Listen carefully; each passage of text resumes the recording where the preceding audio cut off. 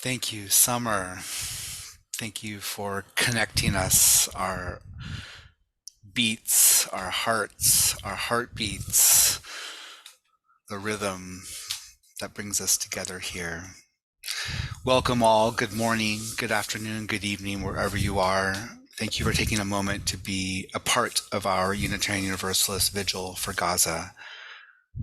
We have been gathering each week this volunteer effort, which we've aspired to hold this space for Unitarian Universalists and a larger community throughout this crisis in Palestine. This has emerged from a series of solidarity conversations amongst religious professionals, ministers, Drum, the Church with a Larger Fellowship. We are striving to live our values of love, of searching for truth and meaning, of being present to heaven and hell on earth. And however imperfect we are here, we are present, we are together. We are hoping that this space also builds courage and strength for us to continue the deeper conversations that pivot away from violence and towards peace.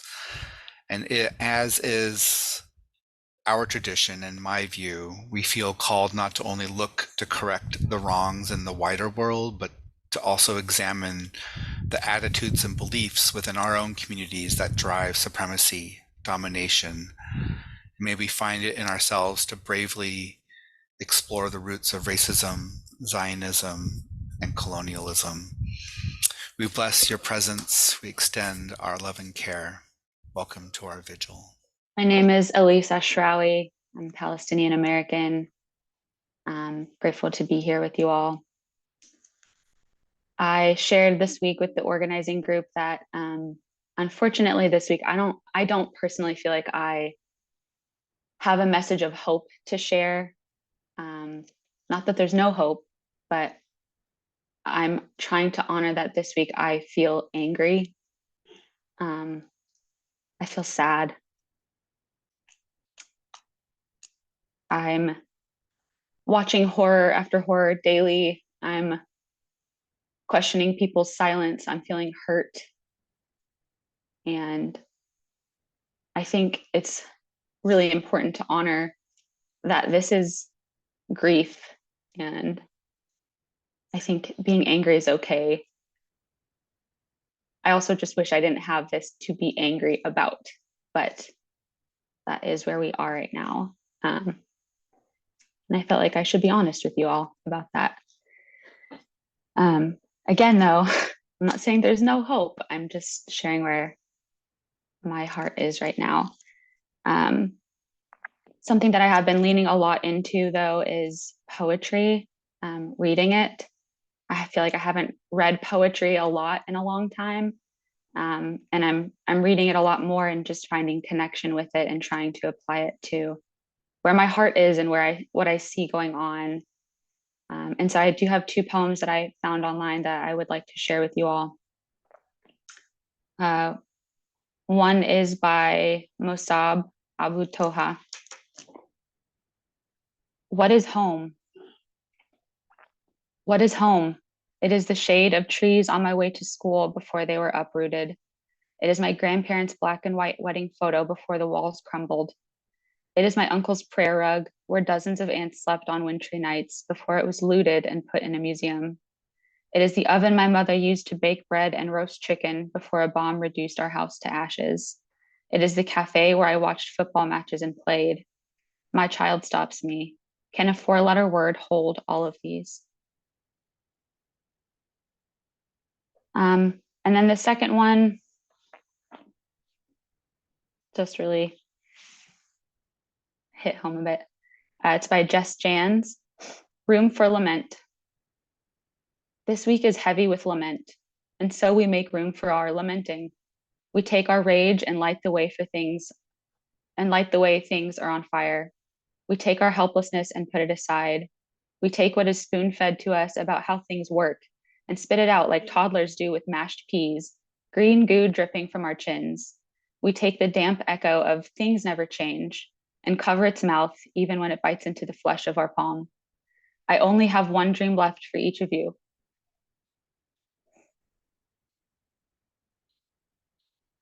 the same dream the earth has for her flowers.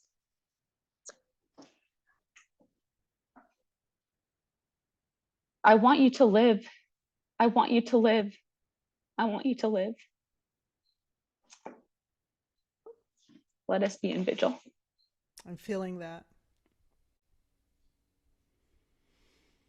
Whew. Beloveds, I'm the Reverend Samar Al-Bayati. I'm Iraqi, Arab, Muslim, UU minister. It is good that you're here today. Thank you for being here. We all need to be in vigil together. I will be speaking to you on overwhelm. The 4-year-old girl across my television screen was burned on her face and body, her legs wrapped in casts. The missile hit their home while they were sleeping. She lost her whole family. She was the sole survivor at the age of 4 years old. The hospital staff said all they could do was put lotion on her burns. She will need to leave Gaza, Palestine, to obtain surgeries elsewhere. What do the images we see do to us? They should make us feel more compassion, but in the overwhelm, we might feel the opposite. Our anger might become displaced somehow, causing us to turn away from the images, the words, the sounds we hear, the experiences of the other. Turn away from compassion and love. How do we allow the overwhelm to open and soften our heart more, rather than harden and close it to the pains of the world? One day I remember my cat getting upset as he heard explosions emanating from the television. I watched him carefully, wondering what it was doing to his DNA. Repeatedly, he would jerk every time he heard an explosion. It disturbed him, obviously. Why was it easier for me to handle, I thought? Was I not as disturbed? What was it doing to my DNA? What was it doing to my psyche? Then I thought the sounds of explosions could be turned down when viewed online. Not so if you are in Gaza. The sounds overwhelm and terrorize. It must get deep down into your DNA. Does one ever become used to the sounds? Overwhelm. I was listening to an expert on the effects of the occupation on children in Palestine, and she spoke of the trauma they experience. It's long-term. It is not sleeping through the night. It is losing hope. It is terror on a daily basis as children are kidnapped by soldiers in the middle of the night. It is then night terrors and bedwetting and losing sleep and not eating. It is not getting enough nutrition because you are limited in what is considered an appropriate level of calories for a Palestinian child. Appropriate level of calories as opposed to that for an Israeli child. It is not being able to finish school. It is growing up in prison and enduring beatings and torture. It is the fear that you will never live in peace during your lifetime. Overwhelm. What does it do to our hearts? To witness, to hear, to experience vicariously through the images, the words, the dialogue, the emotions we feel about injustices taking place in Palestine. Where do we go from here? How do we deal with the overwhelm so as not to become complacent? How do we ensure that we stay the course and not turn away from what we witness on the screen and within our own bodies? I witnessed a father weeping as he held his son close. his son recently released from prison in the hostage exchange. His emotions were raw, and yet he was aware that thousands of others were still imprisoned, and equal amounts of others have been recently arrested during the exchange. Was it then truly freedom for their son?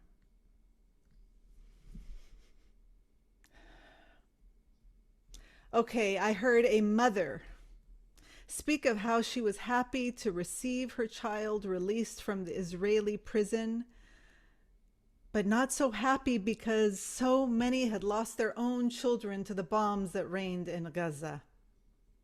Time and again, this was the theme I heard from the images, the stories, the reactions on the screen. We cannot be happy because others are not happy. We cannot celebrate coming home because others are not coming home. We are not free until all of us are free. Overwhelm. What does it mean to be overwhelmed by what we witness in Palestine? What does it do to our hearts? It means 3 Palestinian students can be shot while walking together wearing Arabic scarves called kufiyas and while speaking Arabic, the language of Arabic in Vermont. It means 2 Indian Muslim students can be stabbed in a restaurant while eating in California.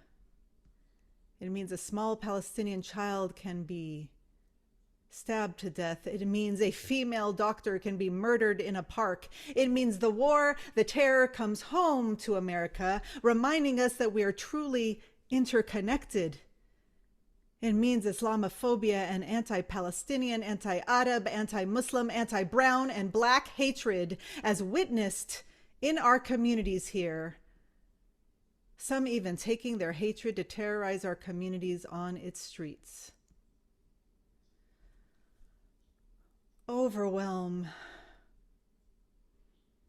The 4-year-old girl across my television screen has become my hero. She survived a missile hitting her home.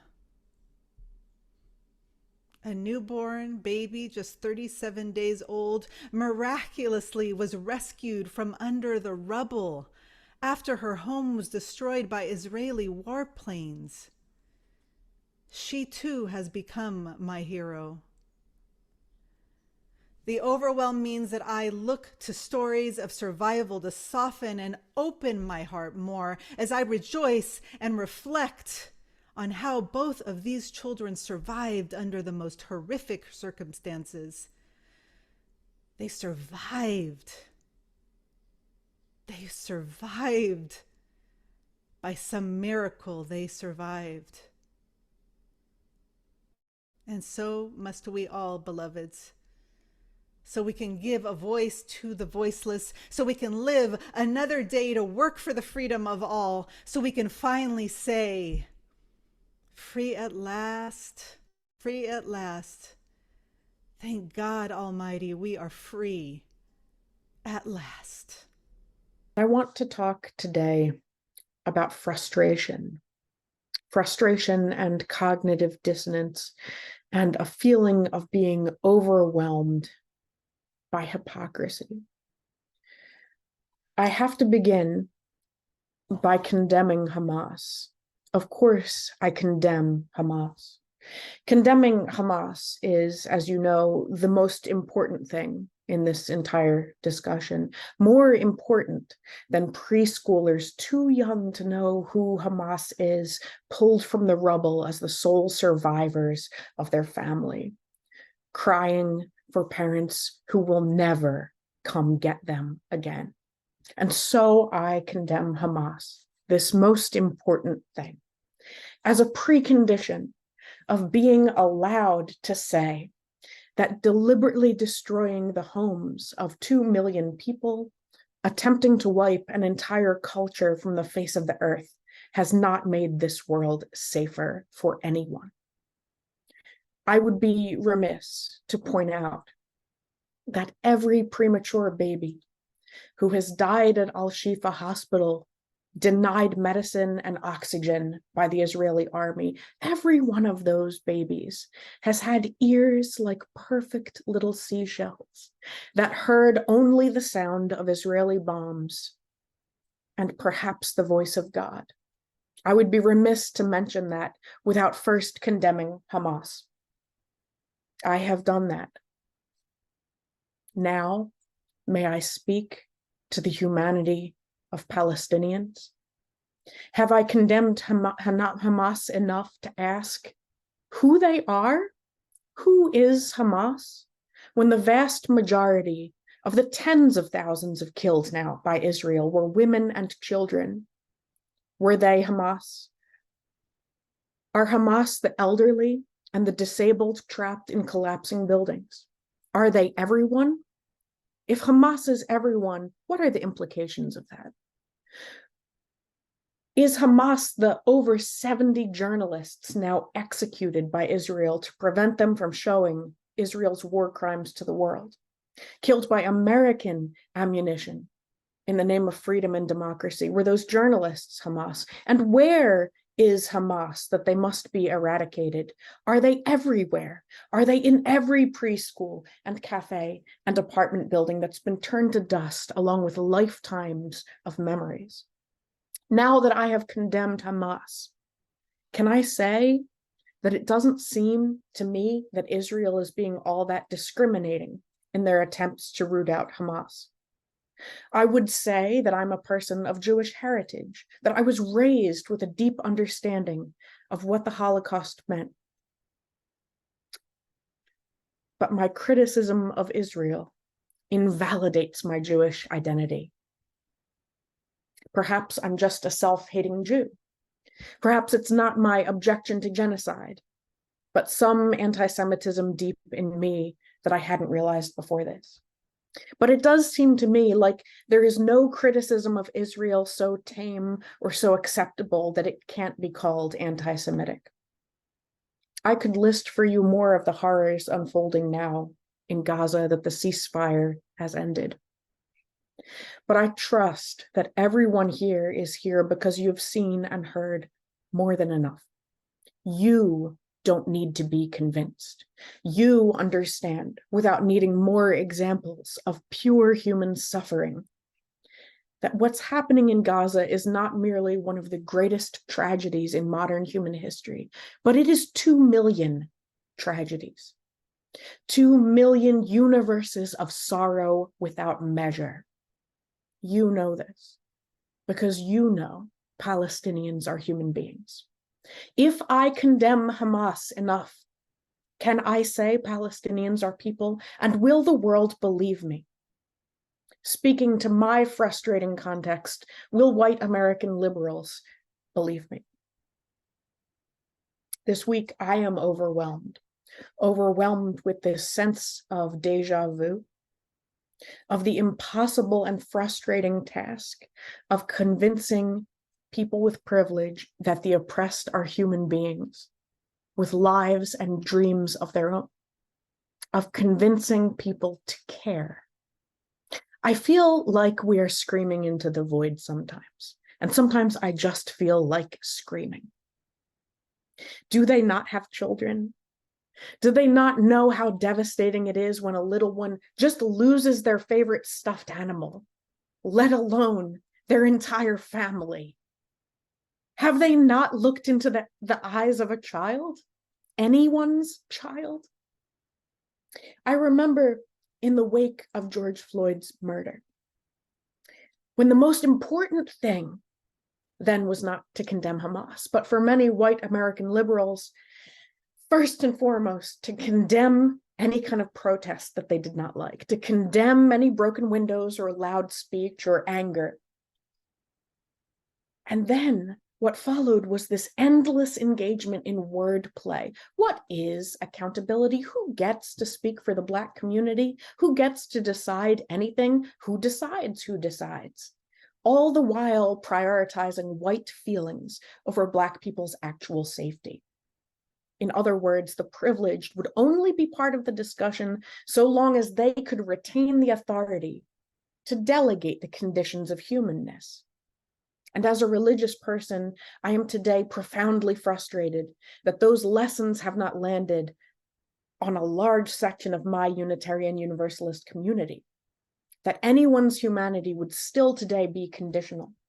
And while global anti-Semitism is real, and I myself have experienced anti-Semitism, and American anti-Semitism is real and pernicious, I have to say, given that a few years ago, the majority of people around me did not seem to care, it's wild that they are taking up that banner now to pit Jewish fear against Palestinians' current lived reality, which is somehow less valid and less real to the white people around me.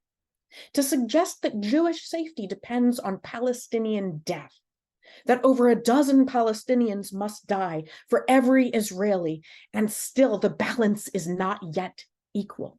How much do we value a human life? That even a single child in Gaza could have her world obliterated in the microsecond of a rocket attack. To cry for her without first condemning Hamas, that would be anti-Semitic. To me, that suggestion is wild. And so, yes, I condemn Hamas. I condemn them wholeheartedly. And I fervently pray for the safety and freedom of everyone in Gaza. To quote again the poem that Elise shared with us, the same dream the earth has for her flowers, I want them to live. To live. My name is the Reverend Renwa Hamami. I am an Egyptian Lebanese minister in our tradition. I am overwhelmed and I am tired, like many of you. This evening, this afternoon, this morning, wherever you are, I would like to invite us into a song that comes from the South African apartheid movement called Courage. This song was sung as prisoners were walked to the jails, as a way to honor their struggle and as a way to remember their names, as a way to remind them that they are not alone. And in this moment in Gaza, as we're watching millions of people having to walk, having to travel, being unable to walk to safety. And what safety is it now, as we are witnessing more and more people being pushed to the south? This song comes to mind because we know that they are living in an apartheid state, and we know that they are being forced and displaced in this time.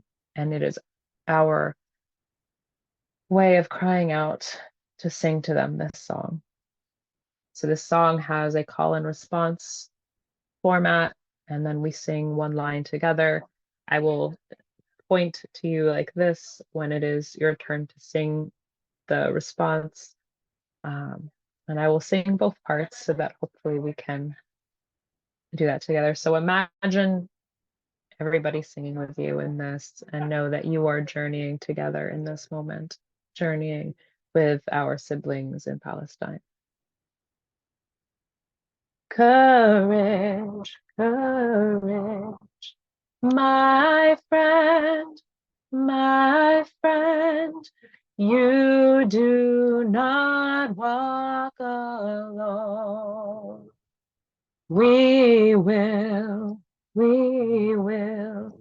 walk with you, and sing your spirit home. Let's do that together. Courage, courage, my friend, you do not walk alone. We will walk with you, and sing your spirit home. Courage, courage, my friend, you do not go alone. We will go with you, and sing your spirit home. Freedom, freedom, my friend, you do not go alone. We will go with you, and sing your spirit home. Palestine, Palestine, my friend, you do not go alone. We will go with you, and sing your spirit home. My reflection this evening is talking about the displacement that we are witnessing and the displacement that we know, or I guess I should say I know. And I think about the displacement that we're witnessing right now. And last week I shared with you all the heartbreak of my son's university community when they learned that their classmate, Hisham Awatani, was targeted and shot. He was one of those students in Vermont over the Thanksgiving break who was walking. Hisham and his friends, Kinan Abdalhamid and Tashin Ali Ahmad, they were wearing their keffiyeh, right? The traditional scarf of their Palestinian homeland. They were speaking Arabic. They were loving themselves and their people. They were loving where they were from. They were loving each other. They were going to family to be loved on.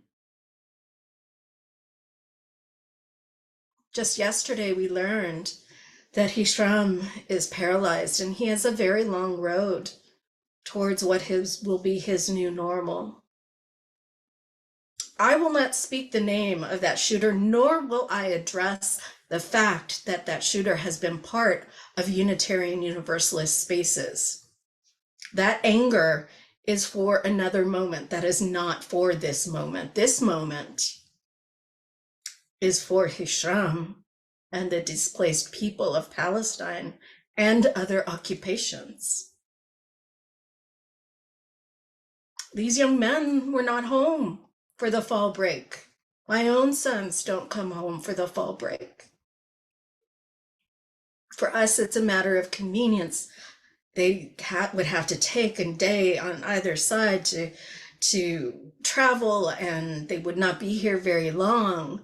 And they've always stayed at school and gone to family's house. In their case, chosen family, Unitarian Universalist chosen family is where they go. In the case of Hisham and his friends, as one father put it, he didn't want him to come home because he said, "You are safer there. It is too dangerous to come home to Gaza." The pain that that father must feel knowing that there is nowhere safe, that there wasn't a place, that the advice that he gave his son in order to keep his son safe, to protect him, there is nowhere safe. The most basic, the most fundamental, powerful part of us as parents to keep our children safe. I witnessed this pain, the parental pain of displacement of family, a displacement that has led to the most terrible of nightmares, of parental nightmares to come true.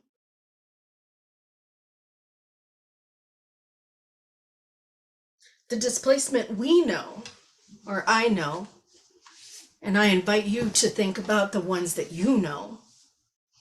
The placement I know in my DNA that my own family has experienced has been the displacement forced by the moving of borders, by conquerors and colonizers. Does this feel familiar?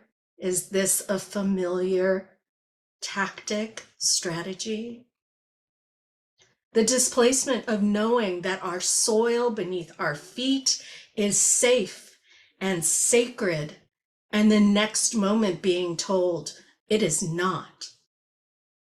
When your sacred places and your buried loved ones must be left behind because your very survival is at stake.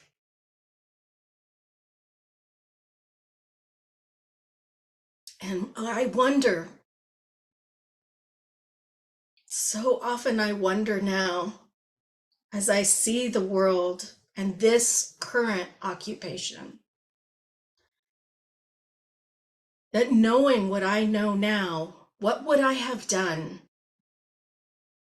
What would I have done as my Taino ancestors, as my Mayan ancestors, if I could go back to them and explain the generational trauma, the extinction to come, how close we have come to extinction, how we have lost our rituals, our language, the knowledge of our ancestors, and our agency.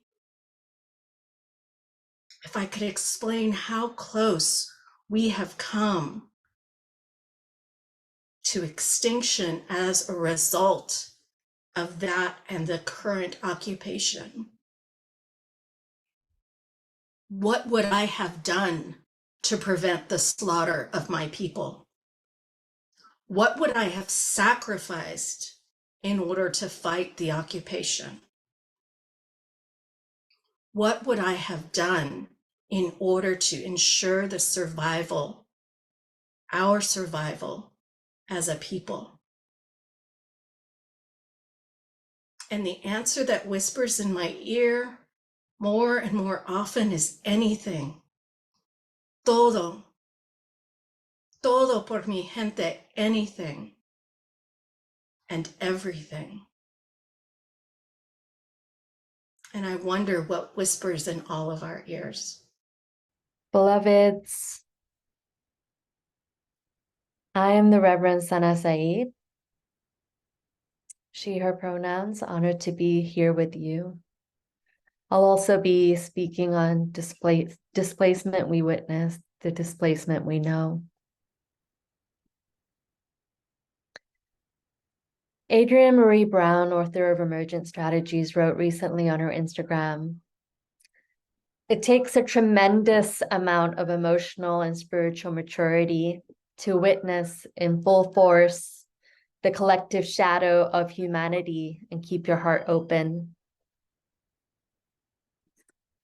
As the bombings and horrific violence has restarted in Gaza, my already broken heart continues to fragment and shatter. It's been forced open. I have no choice but to keep my heart open as a descendant of ancestors who have fought against horrific colonization of the British Empire in the Indian subcontinent. I have no choice but to keep my heart open because my imagination demands it to stay open, rooted in the dreams of my ancestors, and because I really, really believe in our collective liberation. As a person of Pakistani descent, solidarity with Palestine isn't because of my Muslim heritage, though it's often reduced to that. To reduce it to a connection of religious belonging lacks understanding of what's happening in Gaza and Palestine in the first place, and the history of Western colonialism. Pakistan gained its independence in 1947 after the violent departure of the British Empire. Under colonial oppression, the British Empire forced territorial separation based on ethnicity through segregation or partition, which have left long-lasting consequences that are still impacting people living in the subcontinent today. This year, in an article titled Capitalism and Extreme Poverty in the Journal of World Development, researchers found that between 1880 to 1920, British colonial policy-induced famines in the Indian subcontinent killed upwards of 165 million people. In 40 years of the 200 years of British colonial oppression in India, 165 million people died because of deliberately induced famines. Let that sink in. And this is in addition to the violence of the rest of the 160 years of their occupation, including looting wealth. During this time, Muhammad Iqbal, a famous South Asian poet and philosopher, proclaimed in a poem, "In this silence may my heart's wailing rise so high that for stars, caravan, the clarion's call, my wailing be. May every compassionate heart weeping with me be. Perhaps it may awaken those who may unconscious be." We know this silence he's speaking to when the world looks away, accepting the colonial justifications of violence. But we also recognize the compassionate hearts in solidarity with us. In the face of this horrific British violence, the Indian subcontinent rose up in resistance. And it was a bloody revolution that took collective organizing using multiple strategies to win independence in 1947, not just the nonviolent images you see of Gandhi in Western history books. Pakistan has been in solidarity with Palestine since its inception. In November of 1945, Muhammad Ali Jinnah, one of the founding fathers of Pakistan, said that they would not remain mere spectators and would assist the Palestinian Arabs in every way they could. 2 years later, the Indian subcontinent gained independence from the British. My grandmother turned 90 this year, and for her birthday, she asked to order in Chinese food from her favorite local restaurant. She was alive in 1947 and told me about how she lost relatives in the liberation movement back then. Her birthday is a blessing for my family, knowing that the British Empire didn't want her to survive. Knowing the odds were stacked against her, she lived in the subcontinent in an area called Punjab while the British Empire took its last gasps. She witnessed the revolution and experienced the birth of Pakistan. This is my family's history. These are my ancestors. This is the displacement I know. The emotional linkage between Pakistan and Palestine, the people of both countries, has always been rooted in revolution. It's witnessing their genocide, their displacement, and deeply feeling their collective anguish and pain because of the generational trauma and history we carry. For those of us with lineages of displacement and colonization, we know what is happening in Gaza, and we know it isn't new. The displacement from land, creating tensions between marginalized people so they fight each other as power continues to solidify for the greedy in charge, isn't new. The forced starvation and looting of resources isn't new.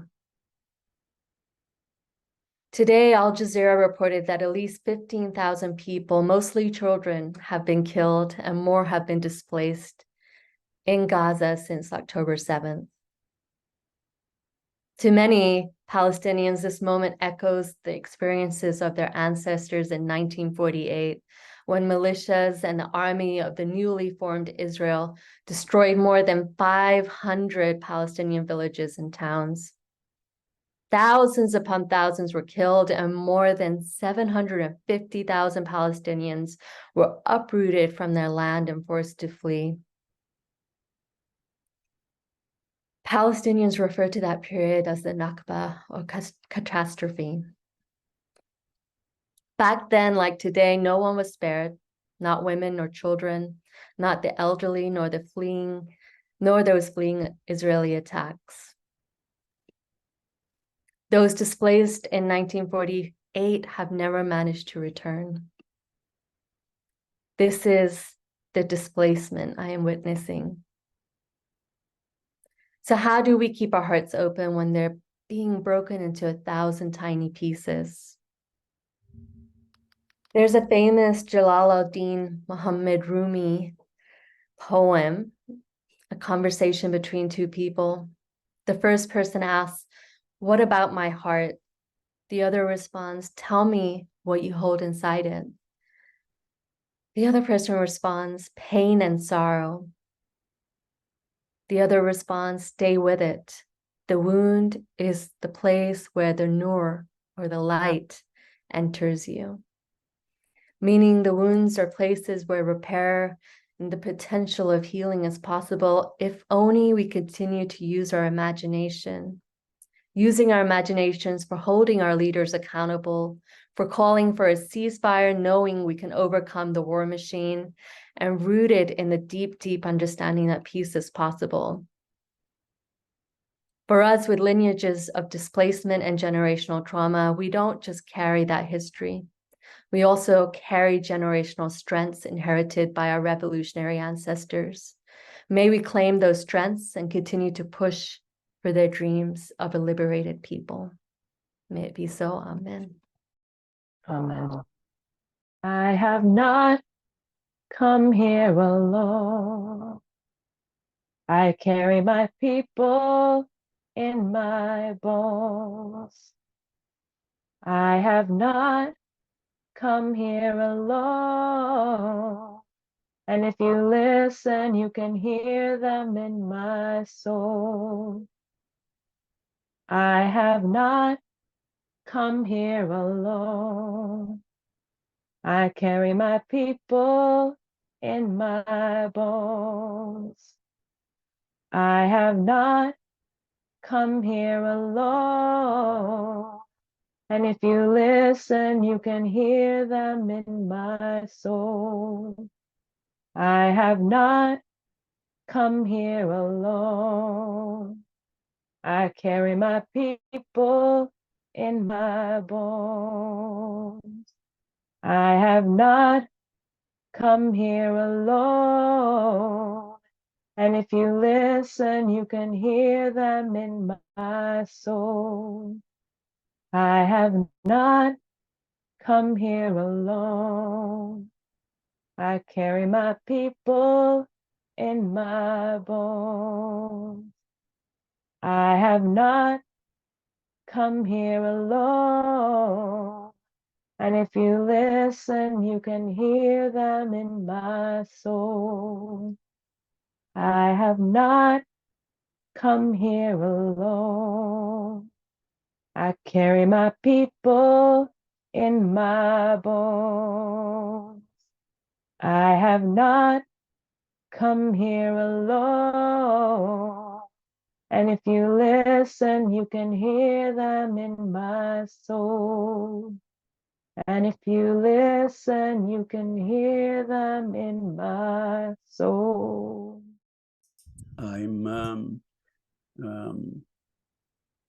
I'm absorbing all those emotions and feelings, and some of the intellectual stuff that's coming with it too.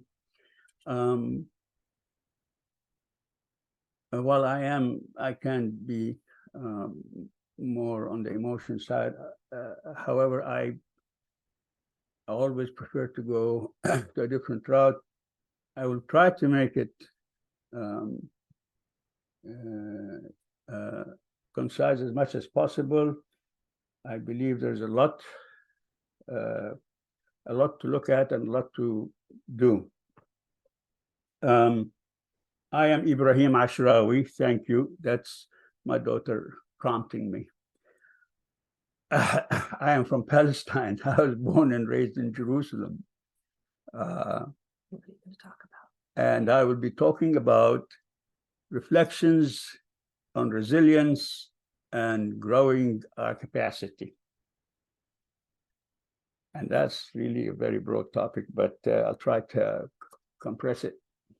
So in 1948, my mother grabbed her coat, whatever jewelry she had from her wedding, carried my older sister, and I was in her belly. And the British had told my father and my mom, you have very short period to leave because the Zionist organizations are coming, they're dangerous, they kill, you need to run away. And you come back in 2 weeks. And so they did leave. And that's in Jerusalem, in a street called Musrara. They crossed over to Jaffa Gate, for those who know Jerusalem, across from the citadel. And they were lucky that a place called Christchurch had an area for a Sunday school, a room underground. That's where I was born. And my 2 other brothers, and then eventually we had 2 more sisters. That's how I became a refugee. Okay. I'm sorry? In your own home. In my own home. In my own home. With the whole family, of course. Now, so from Jerusalem West to Jerusalem East, and the whole banner of now you are a refugee applies. To just express quickly how that impacted my mind when I was in pre-K, that's a story that my daughter Elise likes to hear too. The teacher who had polio, I believe, asked the class, why do you think in the religious knowledge class for young ones, why did Joseph and Mary leave Nazareth and go to Bethlehem?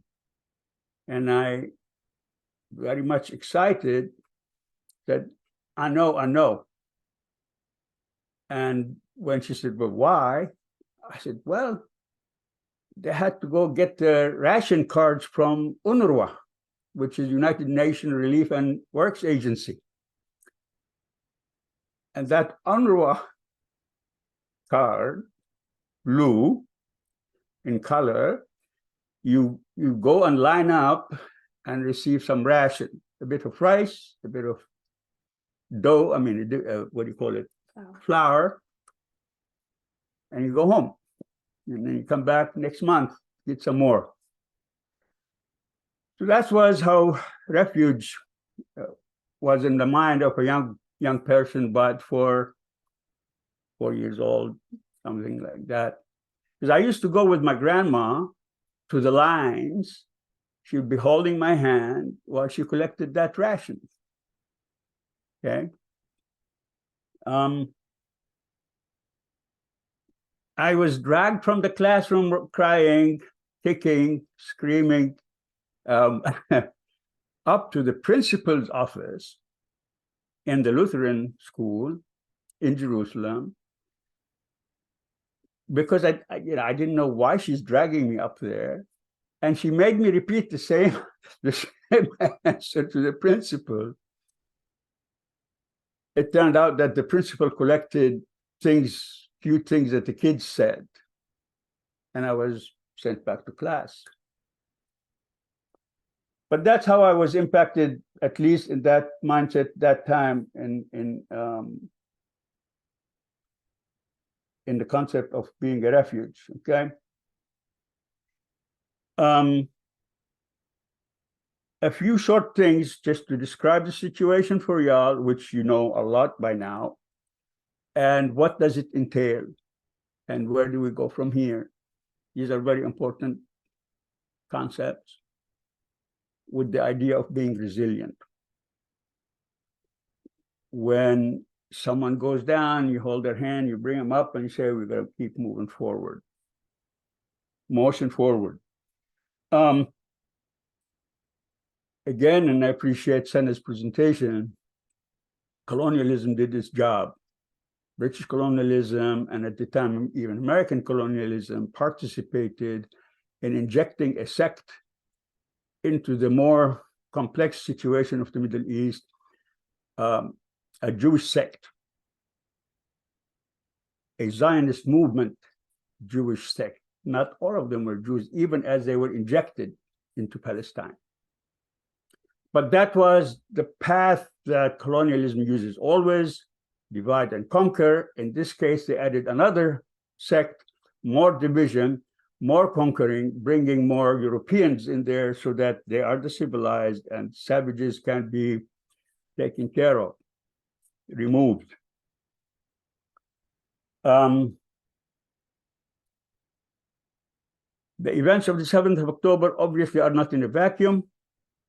The rush that you saw of imperialism and colonialism, all Europe, Britain, France, running behind the aircraft carriers of the United States, coming to aid what?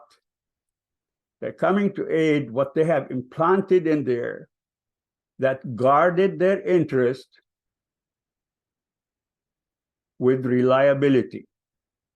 Meaning, we spent the money, you do the job. If you need the help, we'll send you some money, some weapons, but you do the job. 7th of October came and broke that completely. That was a deliberate blow to colonialism, to Zionism, and most important, to the empire that backed that situation. They worked for years to pacify that area, for capitalism to come and invest in a peaceful environment. That was completely broken. Hence, you see what you see. Hence, you see the involvement of the empire and Europe. How does that impact you, impact me in our work? Where do we go? It is essential that all these emotions I'm hearing, the anger, the grieving, to be channeled in a positive direction for change. Because that's a lot of energy. It's not little energy, that's a big amount of energy. And it has to be channeled and directed. I just give a few examples. For the people that I heard from, you're getting a lot of pushback. You have to condemn before you even have the right to speak. So it's your freedom of speech that's being impacted. It's your freedom of organizing that is being impacted. It is your freedom to express your revulsion against what you see that's being impacted.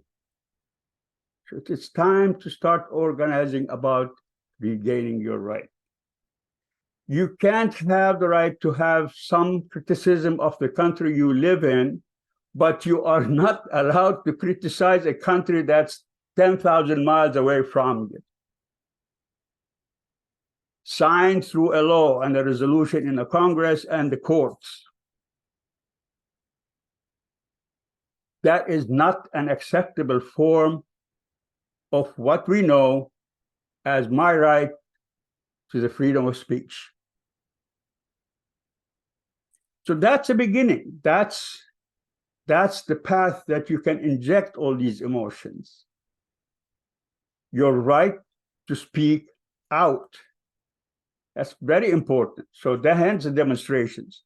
Y'all need to be doing organizing, teachings. You need to get more ministers in the varying congregations, not just the UUs, to start the education format. It's a long struggle, my good people. It's a long struggle.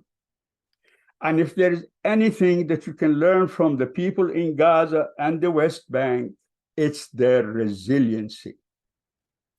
You see someone's home demolished, a whole building comes down, and you see someone going out. If I wasn't Hamas before today, I am Hamas. If I wasn't with the resistance yesterday, I am today. Take me anywhere. I am in the resistance. That's resilience. That's strength.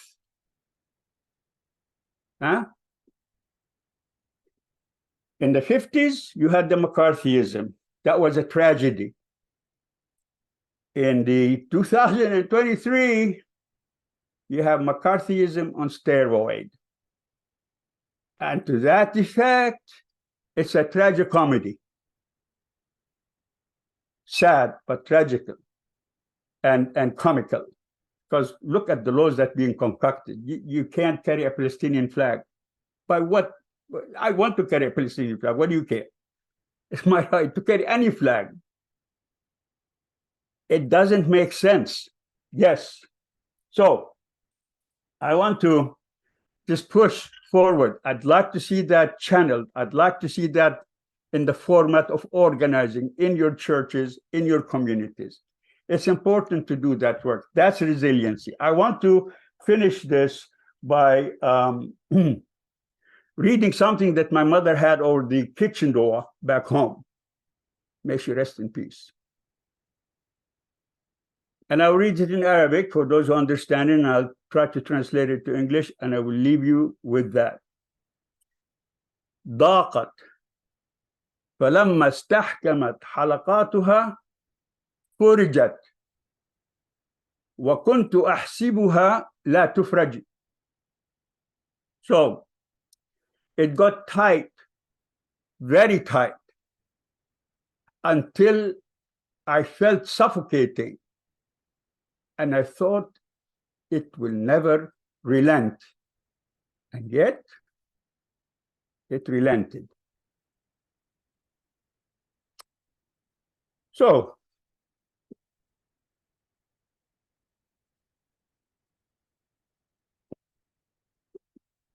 carry that with you. And let's move forward with more organizing. You have the basics and the basis for it, and all that energy with you. Together, we shall overcome, right? Thank you. That powerful call to action. Breathe with me for a moment. And if you'd like to move your hands with me as well in a way that comes to us from my spiritual practice of Tai Chi, let us breathe. Breathe in and breathe out.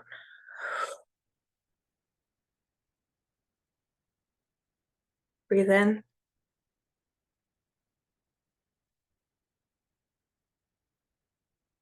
And breathe out.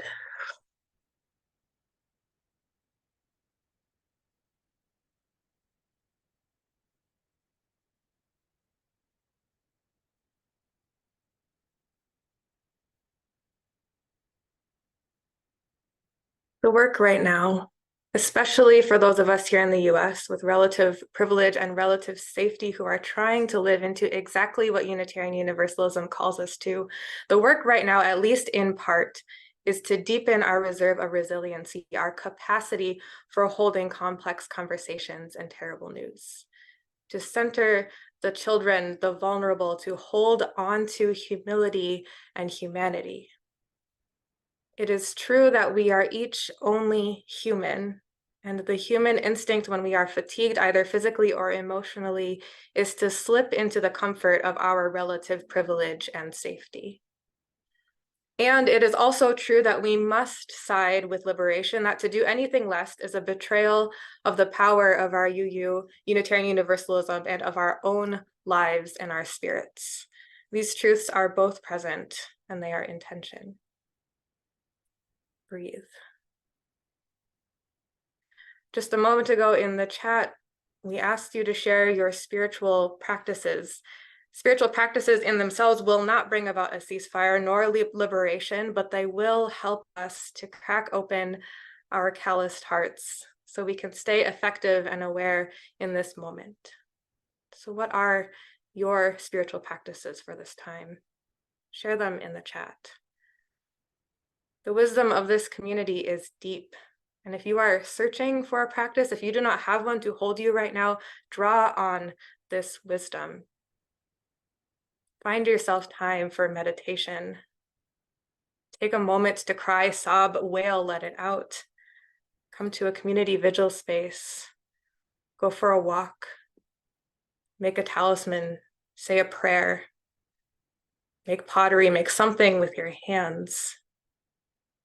Lean into the imagination of what we could be moving towards. Share gratitude with your loved ones. Break bread together. Laugh. Make food. Bring love, so much love, as much as you can. Hit a ball really, really hard. Spend time with kids. The wisdom of this community is deep. Keep these practices coming and keep looking at them in the chat. The wisdom of this community is deep. May we hold each other in love and in fierce solidarity.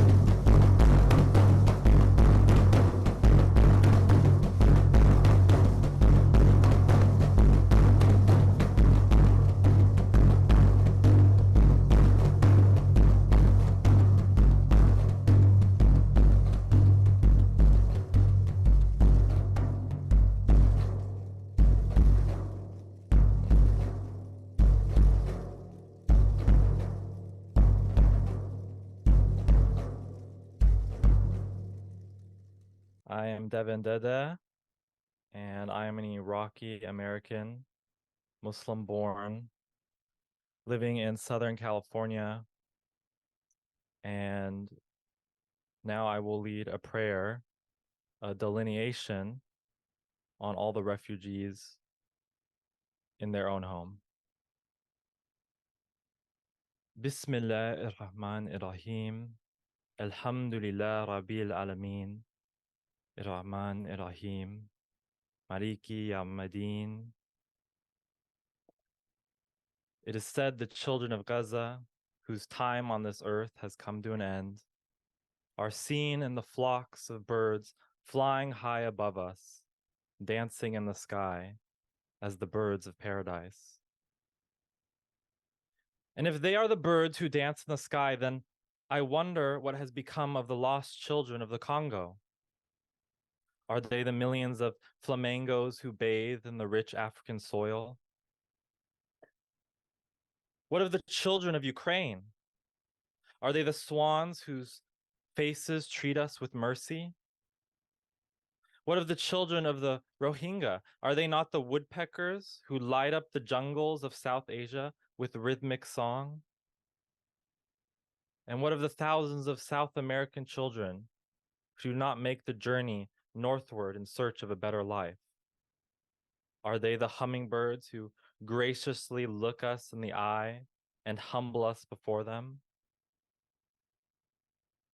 When I see the needless death and suffering which plagues our world, I can't help but be consumed by confusion, anger, vengeance even. And it is in these moments when Shaitan, the devil, has infiltrated my heart that the most compassionate and the most merciful returns me to my true self. And I hear, forgive them, for they know not what they do. Forgive them, for they know not what they do. The true devil is ignorance, not those passing moments of human weakness. We are all weak in some way, imperfect beyond measure. It is only love which gives us strength. It is only forgiveness which allows us to forgive ourselves and in turn forgive the evils of what humanity can bring upon this earth. So I pray, let us cast away the ignorance which leads us into the realms of malicious intent. Because if we hold on to that ignorance, we are no better than the persecutors who perpetuated the violence in the first place. Alas, witness my prayer. We pray for the wisdom to seek love and forgiveness.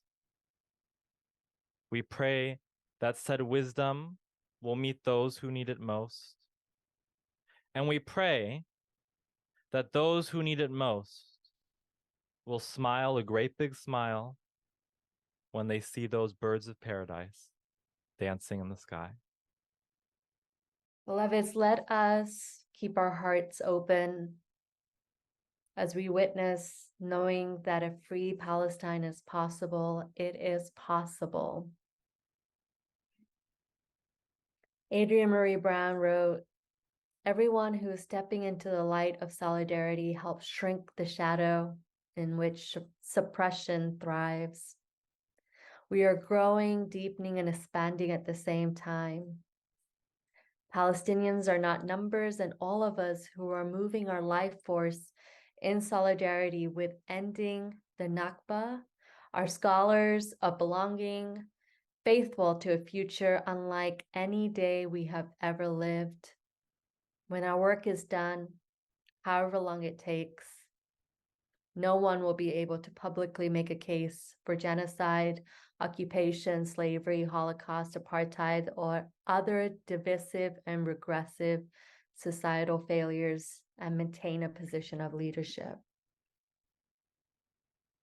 As we continue to face apocalyptic violence of colonialism, let us hold on to the symbols of hope in our lives, like our ancestors and beloveds who have survived brutal empires. We know we need hope alongside the dreams we've inherited of a resilient and free people. May we help each other to keep calling for peace in Gaza as we bring understanding and compassion to a world darkened by hate and ignorance. Let us rest in knowing we're all in this together and liberation is possible. Go in peace, beloveds.